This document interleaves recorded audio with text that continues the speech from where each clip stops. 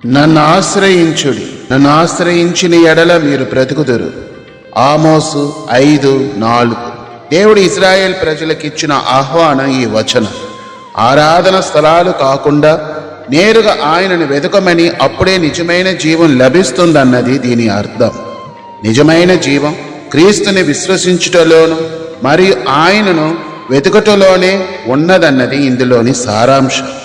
క్రీస్తుతో నిజమైన సంబంధం నీతి న్యాయపరంగా జీవించుటయే, లేకుంటే అగ్ని వంటి తీర్పు మనకు తప్పదు. శరీర ఆచారాలను బట్టి కాదు గాని అంతరంగ పశ్చాత్తాపమే నిజమైన విశ్వాసపు జీవంగా దేవుని యందు మనకు అనుగ్రహింపబడి ఉన్నది. ప్రార్థన.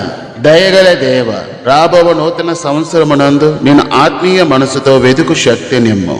యేసు నామమున ఆమేన్.